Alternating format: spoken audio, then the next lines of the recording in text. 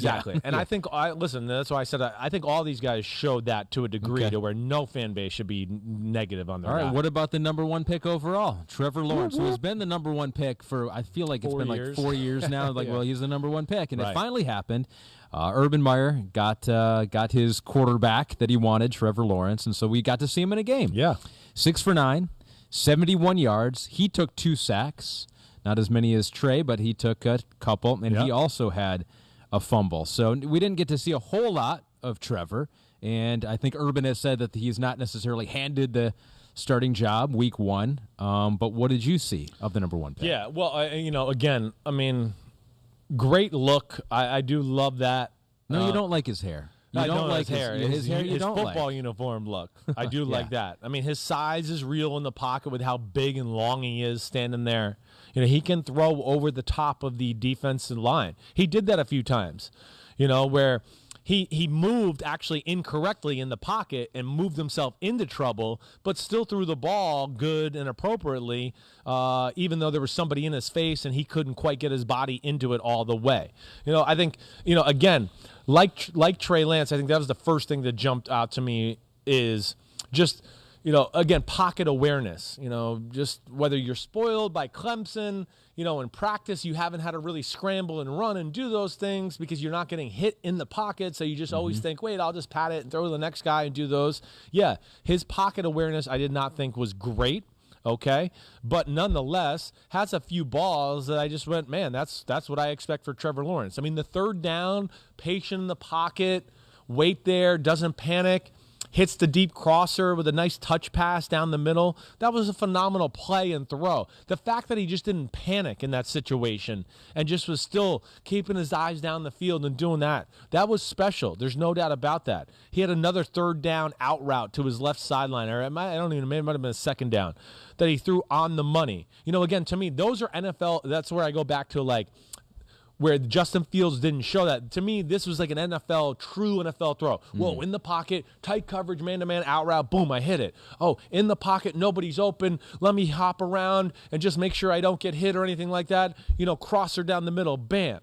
But, the pocket presence, he's too athletic to sit there just a statue. Get out, do something. Hopefully he can get better at that for preseason game number 2. And I'll go back to something you heard me say in the pre-draft process that he misses some throws where I go, you're just too freaking good to miss that throw. So he only had 3 incomplete passes. I know. But one of the 3 was concerning to you? Yeah. I think 2 of the 3 I think were concerning. One of them was pass interference on the defense, and he threw an appropriate ball. But, just where I'm not worried about incompletions, but these were 2 where I just go, the guy was open. Bam, that should be a walk in the park. You shouldn't even have to think about that. That should just be boom, catch it, let's go. Hey, it's 2nd and 2, right? Whatever it is. So that's the only thing I'll say. I don't know what it is. His motion looks very over the top to me right now, which I thought was a little different to me as well. But nonetheless, it's still a lot of positives, and it's a new team. He's got a lot of young players around him. Of course, learning Urban Meyer football and all of that. But still, presence, just like all the other guys. Wow-o-meter, I gave Trey a 6.5.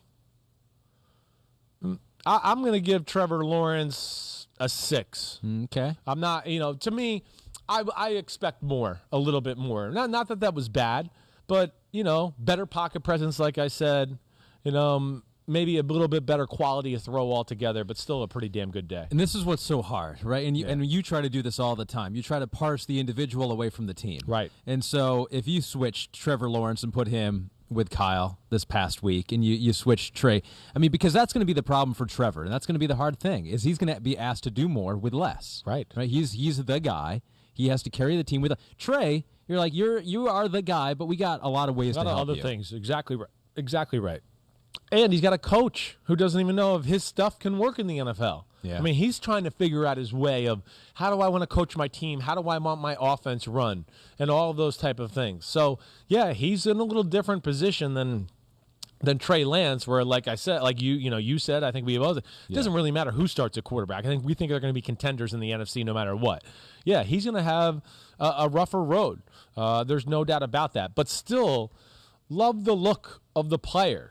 Nothing to be concerned about. Look like the number one pick of the draft. And his issues like pocket, moving out of the pocket, stepping up the right way, doing those type of things, those are fixable. They are. And he's played a lot of football and shown me he can already do that. Like him and Trey Lance had the same problem, right?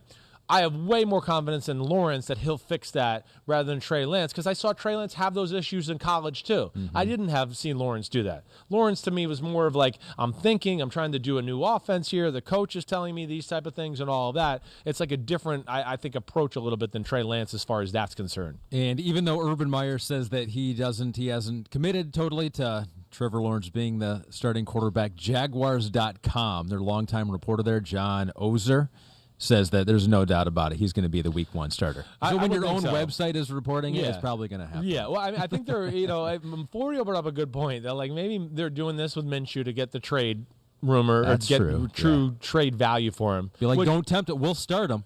Don't make us do it. Yeah, like, right. Yeah. Well, I will say to your point though, there is a fine line here to where I thought about this weekend to go like, okay, how long are we going to act like he could be the starter? At some point, you're going to do the disservice to Trevor Lawrence and how the players look at him and believe in him. Yeah. If it's still week 3 of training camp and he hasn't beat out Minshew yet, he's the number one pick, what's wrong with him? Sure. At some point, you have to frame that to your team to go, wait, now he's the guy, just like Zach Wilson with the Jets. Like, there's nobody there that's really threatening him. They just, here, you're the guy. Like, go. And that, to me, I know Minshew's played a little bit more than any other backup quarterback on the Jets and all those type of things, but I do think at some point you just got to go, wait, he's our guy, give him the vote of confidence, get the team behind him, and start to form the culture around that starting quarterback as well. Yeah, because after a while he's going to wonder what Trevor Lawrence has to do. He's going to dye his hair brown, grow a mustache, show up in jean shorts. It's going to be interesting. You'll be like, what do I have to do? I have to do the whole conversion to Gardner. You got to get what do you more, like about more him? jorts. Yeah. Do I need to buy more jorts? More jorts will definitely sell them to the Jacksonville fan base. But that's going to be interesting altogether. And even just off the topic a little bit, that Gardner Minshew trade conversation, that could be real. I mean, I think there's some teams out there that are a little bit concerned about their backup quarterback situation. I do. Oh yeah, I mean, and he'd be the perfect backup to bring. Well, you look at a team like the Cowboys now. It's just like, man, 100%. Right. There's one right off the bat. Cowboys. Bam. The Giants with Mike Glennon. I don't know how comfortable they feel about him or anything like that, but that's certainly one that jumps out to me. The Colts with what they're doing right now. Carson Wentz being hurt. Yeah. And they have a team that's kind of edge of the Super Bowl window. Do you really want to go with a second-year Eason or Sam Ehlinger and all those type of things? And maybe we're going to hit on the Colts on Wednesday with that topic. But it'll be interesting. I do think there'll be a market for Minshew at the end of training camp. All right, so a 6 on the wow-o-meter for Trevor Lawrence, still above expectations, but the lowest you've given so far. I know. I do note that. Don't worry about it. Damn. Okay, but your number one quarterback. I guess because he just didn't wow me as much. Okay, that's all right, but that's okay. Yeah. Just one preseason game, he still has a chance to do that. Hi, I'm Mike Tirico, and thanks for watching. Make sure to hit subscribe for the latest news and highlights from NBC Sports.